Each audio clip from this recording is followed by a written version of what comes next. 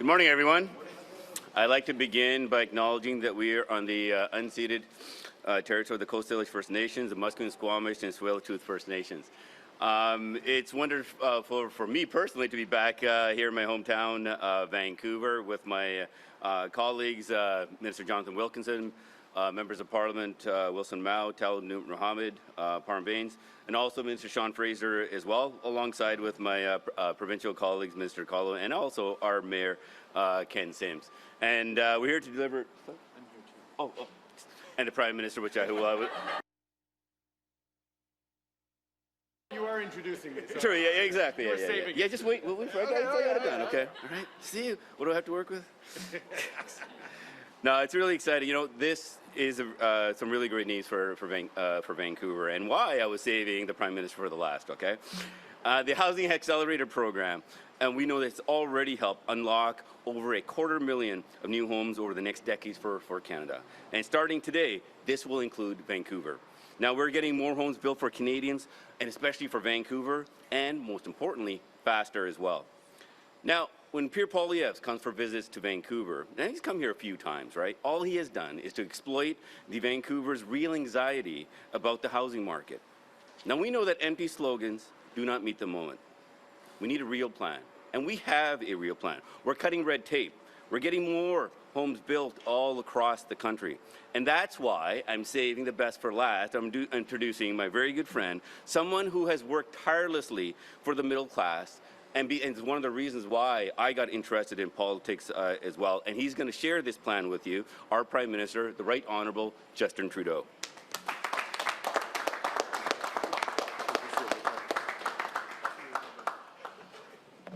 Hello, everyone.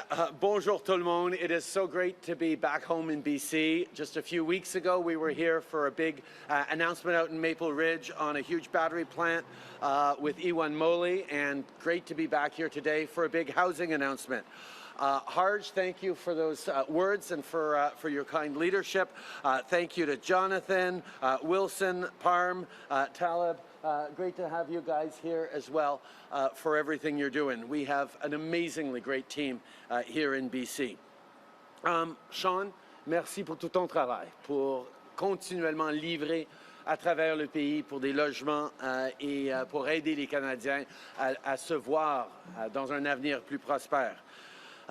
Minister Kahlon, thank you for everything that you've been doing and your government's been doing on housing. Really, we couldn't imagine having a more engaged, active partner on this important file anywhere in the country. David and I have had many conversations about it, but it's your work and Sean's work and the incredible work being done here in BC that is, as is so often the case, driving the example that the rest of the country needs to step up with. So thank you for everything you're doing to recognize both the challenges but also the opportunities in this. And Mayor Sim, Ken, it's so good to be back home in Vancouver. I love making announcements with Ken because I get to wear jeans, which is always nice. I dressed up today. Yeah, I know, and I got to, dress down.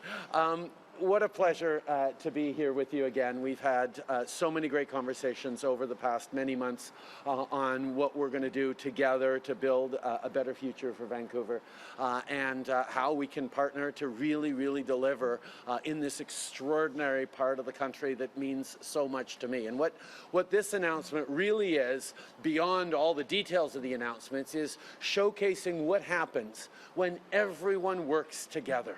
Aligned on a same goal, not fighting, but collaborating, investing, seeing how to build a better future for everyone. Because here in Vancouver, people have been on the front lines of the housing crisis for a long time. Prices have gone up, and I get it. BC is an amazingly great place to live. People want to live here. It's a gateway into Canada for so many people, and people around the world know that it is one of the best places on earth. I certainly agree. I've got deep family roots here, still have family who live here. I got my start as a teacher here living out in BC, so I understand how much it is a draw to be able to live in this incredibly beautiful, vibrant city and incredibly wonderful province. But with all this growth, it means that governments have to make sure that housing is getting built and getting built in the right way. And that's what our Housing Accelerator is all about. Today, we are extremely happy to announce that we've reached a deal with the City of Vancouver that will see over 40,000 homes built over the next decade.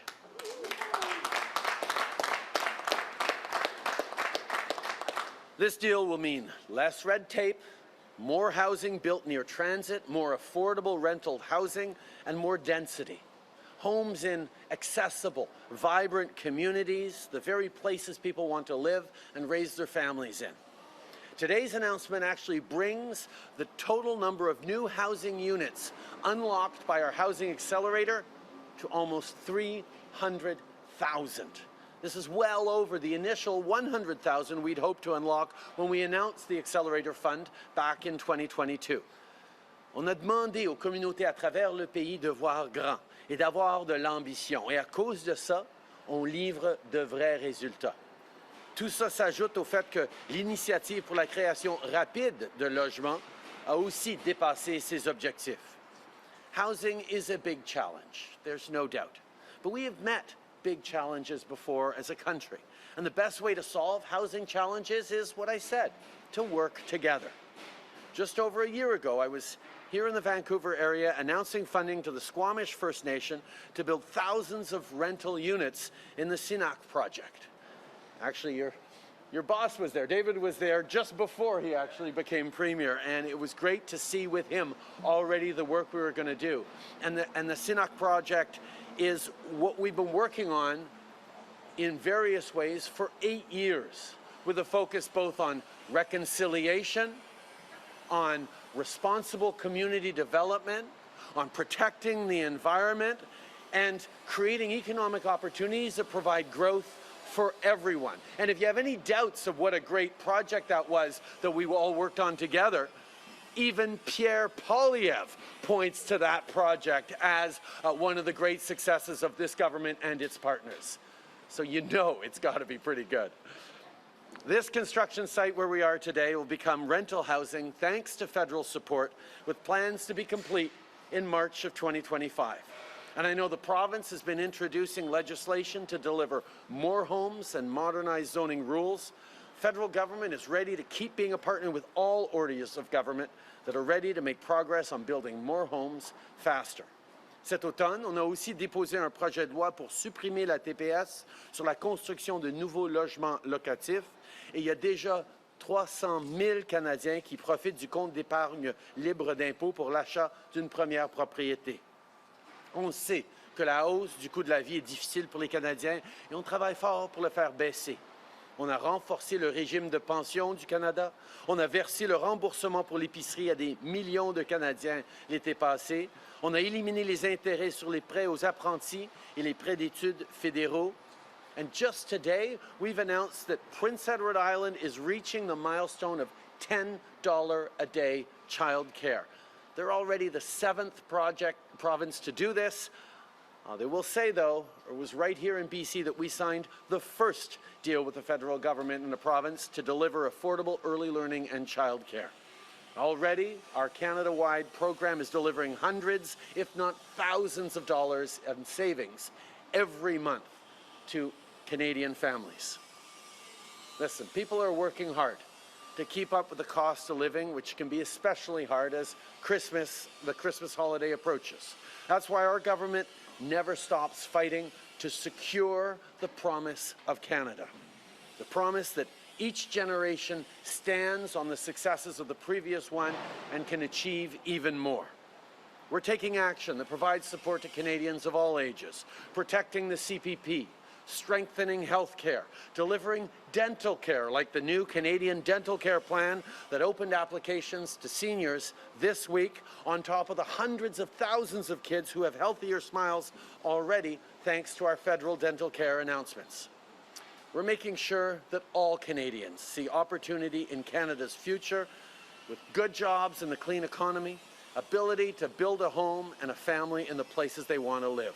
That's why it's so important to build more homes faster. That's exactly what we're doing here today. Canada is the very best country in the world. Let's keep working hard together to make it even better. And it is now my great pleasure to turn it over to our Minister of Housing, my friend and yours, Sean Fraser.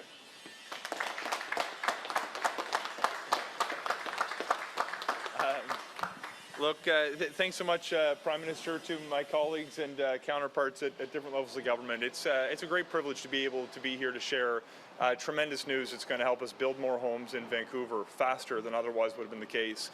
Just on the way in, it's always good to be on a site where people are actually doing the building. Minister Kahlon and I landed a little bit early, and he introduced me to some of the trades workers downstairs. And he said, look, I wanted to introduce you to one of my colleagues, and they looked and said, David Eby? Not quite. But in any event, it's nice to be here because the site that we're actually on today is a project that was supported through the Apartment Construction Loan Program, which provides low-cost financing to home builders to offer units at and below market prices. The project stands on properties that used to be 6 single-family lots. Within a couple of years, there's going to be hundreds of people living in these new homes. This is the kind of thing that we can do when we work with the private sector, when we work with other levels of government, to actually ensure that we're creating the conditions that will allow us to escape the housing crisis. And now, make no mistake, although we might be living in a housing crisis, it is solvable. And it's solvable if we put measures on the table that will actually result in more homes being built. I'm filled with a sense of optimism, despite the enormity of the challenges before us, because I work every day with the people who are implementing some of these solutions. Today's announcement through the Housing Accelerator Fund puts federal funding on the table to incentivize changes at the municipal level of government through zoning reform, through expedited permitting. Today's announcement is supported by a federal investment of nearly $115 million that's going to lead to tens of thousands of homes over the next decade. I'll tell you, the kind of reforms that the City of Vancouver is putting in place is going to allow a streamlined process to build high density near transit. It's going to include a digital permitting process. It's going to include continued investment in social housing for some of the community's most vulnerable people. But what it really speaks to me is the entrepreneurial spirit that the City of Vancouver has adopted to say we can solve this challenge if we do the things that are necessary to make it happen. And I want to congratulate Mayor Sim in particular for his attitude, saying that we can solve the challenges and we can solve them here. But one of the things that gives me great faith that we can actually overcome the challenges that we're facing is partnerships not only with cities across the country, but with provincial governments who are willing to do the right thing. The leadership that the province of British Columbia has shown to fundamentally change the way that cities will build homes by adopting new and modern zoning practice, by speeding up permitting process in a uniform way, by actually being serious about building homes where infrastructure exists, by giving people access to transit and economic opportunities in the communities where it's going to be able to serve them because we have the infrastructure already in the ground. This is thoughtful leadership, and I can tell you the work that Minister Kahlon is doing, in particular alongside Premier Eby, gives me faith that when we partner, we can solve the housing crisis in every part of this country if we continue to see that kind of leadership demonstrated in other parts of Canada. You know, I'm excited because over the past few months, we've seen a fundamental change in the attitude of Canadians. I'm sensing that as we continue to adopt measures that's going to allow us to build more homes, whether it's the Housing Accelerator Fund, whether it's the changes we're making to make the math work for home builders, or whether it's a continued investment in public housing for some of Canada's most vulnerable, despite the challenges that people see in their communities, there's a renewed faith that people have that we can overcome these challenges. I can tell you no one level of government is going to do it alone. But when we work together, the federal government, provinces and cities, we can do great things. And today we're going to do a great thing for the City of Vancouver. With that, I'd like to share the floor with my friend and colleague, the Mayor of Vancouver, Ken Sim. Thanks so much.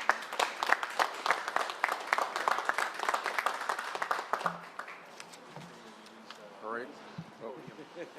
Bring it back to Ken level here. Some people got that joke. Anyways, good morning, everyone. I am super stoked to be here, and I'll explain why in a couple of secs. First of all, I do want to acknowledge that we are hosting today's press conference on the unceded territories of the Musqueam, the Squamish, and the Tsleil-Waututh First Nations, and I do want to thank them for their generosity and their hospitality and the love and the care that they show this land that we get to live, work, and play on. I also, I'm here as the Mayor of Vancouver, but make no mistake about it, I'm just one small part of a team. My teammates are right there. We have a bunch of city councillors, so Mike Klassen, Lenny Joe, Brian Montague, Lisa Dominato, Rebecca Bly, Christine Boyle, Sarah Kirby-Young. I don't have my glasses on it. Am I missing anyone else? No? I also have two of my four favorite sons here. I'm not going to tell you where they rank, but definitely in the top four. And obviously all our friends up here today that have already been introduced. Now, the reason I'm super stoked about this announcement is, little known fact, Tina and I, we actually bought a house back in 2003, 50 yards from this place. And as an aside, so the house turns 100 this year, and as an aside, when we bought it, it actually had a covenant on it that said this property shall not be transferred to Negroes or Orientals. And you know, that definitely isn't a highlight. The highlight is, you know, we have come a long way as a country full of inclusion and love. And so the fact that we actually get to stand up here today is because of all the people that came before us that gave us this opportunity. The second reason why I'm super stoked to be standing here today is I remember these 6 units, these 6 homes that used to sit on this lot. And in fact, where I'm standing right now, Maria, who was an elderly grandmother, she had the most incredible flower bed here. There was always a flower in bloom. And so I really remember this neighborhood. And it's great to see that, you know, when we were living here, maybe 6 families and about 30 people lived here. I look at this development and we're going to see hundreds of people who have homes in the neighborhood that, you know, our family loved, and it's going to bring vibrancy and opportunity to this place. And I think this is a great testament to what we're trying to achieve here today. So I know I'm running out of time, so I'm going to have to cut the rest of my speech pretty short. But I do want to express our gratitude to the Prime Minister. Justin, thank you very much, and Minister Fraser, Sean, thank you very much, and you know, I want to thank the federal government for their leadership that they're showing on housing. You have encouraged us to think really big. You've encouraged us to be bold in providing solutions to the housing crisis. And it's not, you know, I like to look at it as a challenge. This challenge can be overcome. If I didn't believe that, if we didn't believe that, we wouldn't be standing here today. I do also want to highlight that I'm incredibly grateful that we're going to be joined on this stage today by Minister Kahlon from the BC government. The BC government who's demonstrated an incredible track record of leading on housing. Look, you guys have been great partners, and we look forward towards our team. By the way, I forgot to acknowledge Paul Mokry, our city manager. The reason we get to stand up today and we're going to be talking about the announcement, it's because of all the hard work you and your team have done. So sorry I missed you there. Wasn't wearing my glasses, just saw you now. But anyways, I'm looking forward to seeing what our team at the City of Vancouver, working with the team at the provincial level, can do when we align on recent changes to transit-oriented development and missing middle housing. And as Justin, the Prime Minister, mentioned, look, it's really incredible to see what is possible when all 3 levels of government, you know, roll up their sleeves and work together. And it highlights our commitment collectively of delivering housing to Vancouverites, to British Columbians, and to Canadians. And this incredibly generous, and let me stress, this is an incredibly generous $115 million investment from the federal government through the Housing Accelerator Fund will help us build more homes faster. Now, stating the obvious, the Housing Challenge is a nationwide challenge that extends beyond the borders of any one municipality. And we have over 1 million people that are going to be coming to the Greater Vancouver region by 2050. Now, to put that into perspective, that's about 35,000 people per year. So the time for action's now. We have to work incredibly fast, and we have to be bold if we want to make a dent on this challenge. Like I said, I'm going to skip through most of my speech. We can go through the details later. But all I want to stress is this agreement here, it's not a symbolic gesture. It represents a collective commitment to finding tangible solutions to our challenge. And look, we're going to put the money to work. We're super excited about it. And I know we will accomplish, we will accomplish a lot of great things as we work together. And so on that note, I would like to introduce someone who's been a great partner to the City of Vancouver, a personal friend, and our favorite provincial housing minister. Okay, we have a favorite federal housing minister as well, but we're talking about the province. An incredible person, Minister Ravi Kahlon.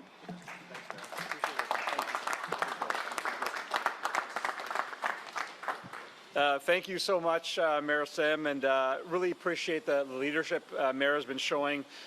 Every time we meet, it seems to be about housing, and every time we meet, he says the same thing. Let's find solutions. And I really appreciate that leadership that he brings. And I too want to start by acknowledging that we are on the traditional territory of the Coast Salish people and recognize the Musqueam, Squamish, and Tsleil-Waututh nations. I want to say a big thank you to Prime Minister Trudeau for today's announcement, of course to Minister Fraser for his ongoing commitment to ensuring that we have the housing we need, not only here in British Columbia, but across the country. Today is obviously a very important day. The Housing Accelerator Fund, I think, is one of the most important tools the federal government has put forward right now to ensure that we have the supports we need to build the housing. And it works very closely aligned with many of the initiatives that we have going on here in the province. And today, Vancouver gets to celebrate. I'm hoping that many other communities celebrate very soon the opportunity to see this type of infrastructure in their communities.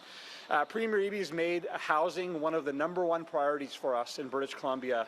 He has tasked me with the responsibility to work with all of my counterparts to address the challenges that we have. And we personally in BC, we're investing billions of dollars in non-market affordable housing for people. We're taking strong actions when it comes to short-term rentals. I think strongest actions in the country. We're allowing, as of right, up to 4 units for units to be built on single-family lots, transit-oriented development, making sure that we're building housing where we're spending billions of dollars in infrastructure investments, by the way, in partnership with our federal partners here.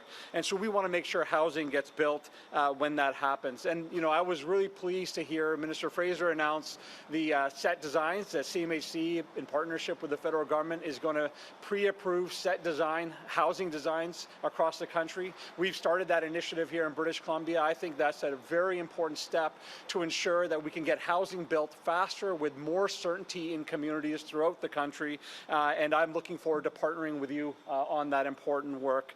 And even I think Prime Minister Trudeau actually summed it up very well. We have people in our communities that are struggling. We have young families considering whether they can stay in British Columbia or not. That's something that is heavy on my mind.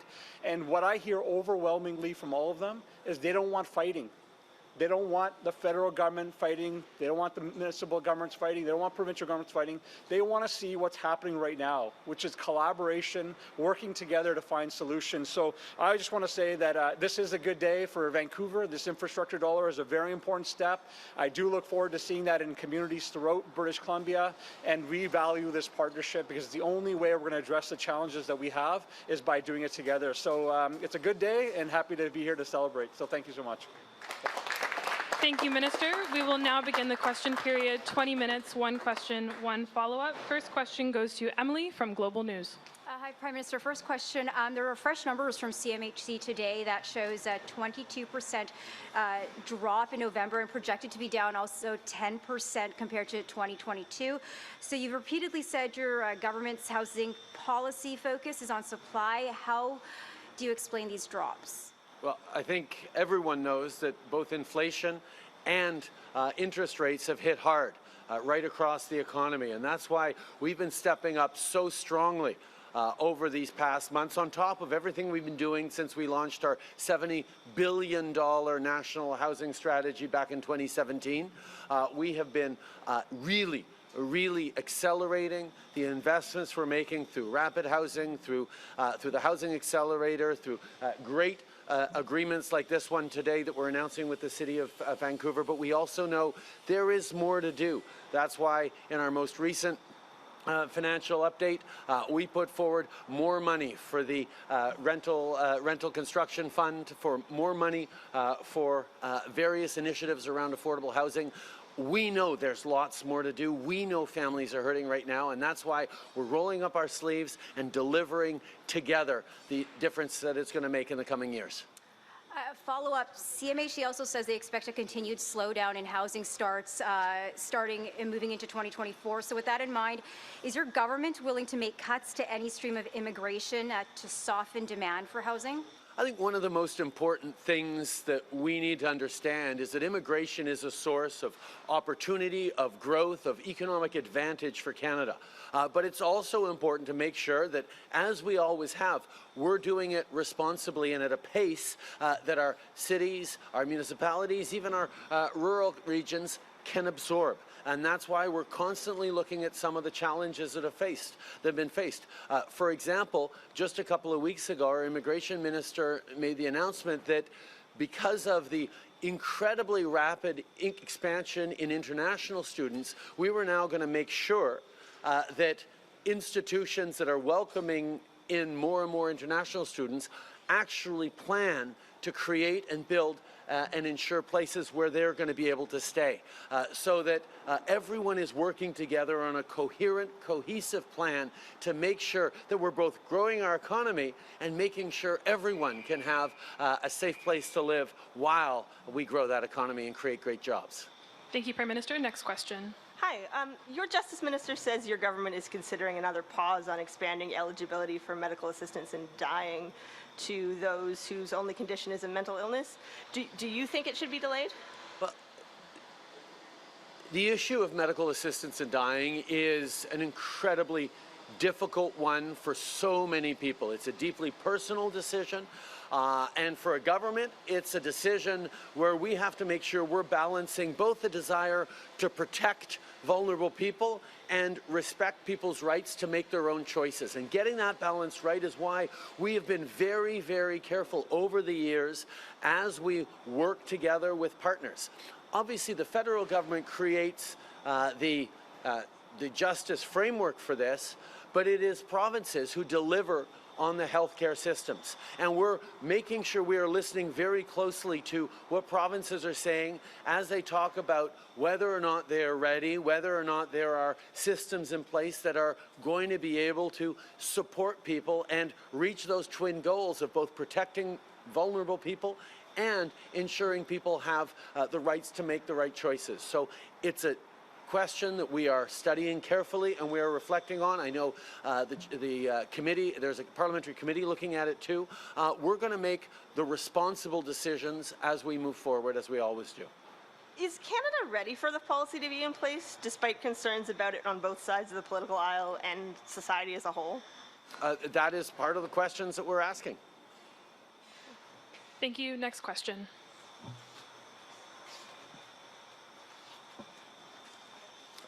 Benoît Ferradini, Radio-Canada. Monsieur le Premier ministre, le prix des matériaux de construction et l'inflation ont forcé la province à revoir ses cibles de construction à la baisse pour 2024, même si le logement est une priorité. À quel point est-ce que cela vous inquiète? Tous les gouvernements font face à des défis au niveau de l'encadrement financier. Même si le gouvernement fédéral a le plus bas déficit du G7, on a le meilleur taux de dette par rapport à la taille de notre économie des grands pays industrialisés, on doit être responsable avec les investissements qu'on est en train de faire. Mais on sait aussi que d'investir dans du logement abordable, investir dans du logement locatif pour la classe moyenne, c'est une bonne façon de créer de la croissance économique, créer des opportunités économiques. Et c'est pour ça d'ailleurs qu'en tant que gouvernement fédéral, on est là avec des millions et même des milliards de dollars pour appuyer les municipalités et les provinces dans la construction de logements abordables, dans la construction de nouveaux logements. Oui, on fait tous face à des défis avec les hausses du coût de la vie, mais les gouvernements savent très bien que c'est un moment pour continuer d'investir dans nos gens, d'investir dans notre avenir, et c'est exactement ce qu'on est en train de faire.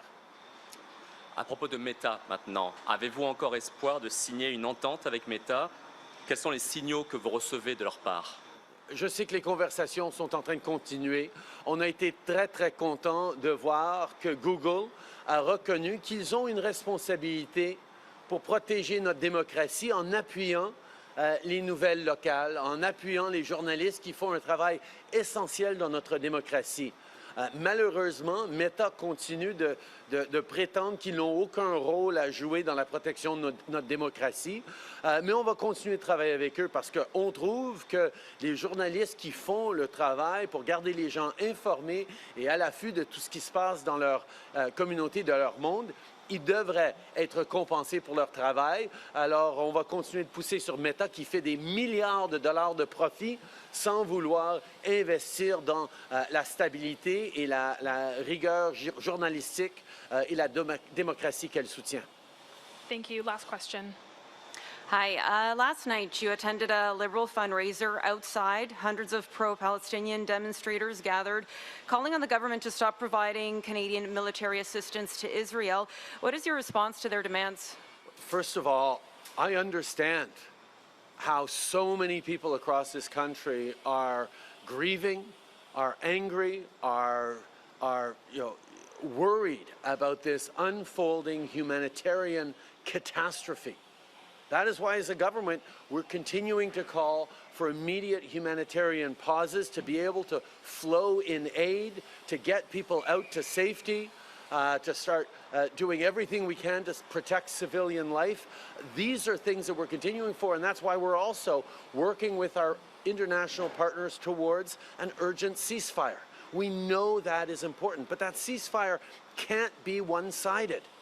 Hamas needs to lay down its arms. Hamas needs to free all the hostages they have right now. Hamas needs to stop using civilians as human shields. And Hamas cannot have any future role in the governance of Gaza. On top of that, we're going to continue, as Canada always has, to stand for a two-state solution and to work towards it. We cannot see peace and stability and opportunity in the region until we have Israelis living in a secure Jewish state and Palestinians living their aspirations of a protected, safe, secure, prosperous Palestinian state recognized under international borders. This is what we are working on. We need that two-state solution, and everything Canada is doing is towards that. Changing gears, the deadline to start repaying the Canada Emergency Business Account loan is coming up. Business groups, businesses themselves say they're struggling and can't afford this added cost right now. Here in the Vancouver area, it almost feels like every day there's a business that is announcing that they're closing.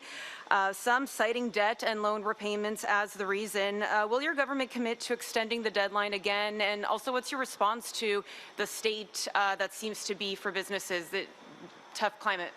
Well, first of all, let us remember that during the pandemic, the government, the federal government, had to step up, not just to keep people and families and seniors safe, but to keep businesses going during an unbelievably difficult time for everyone in the country and everyone around the world.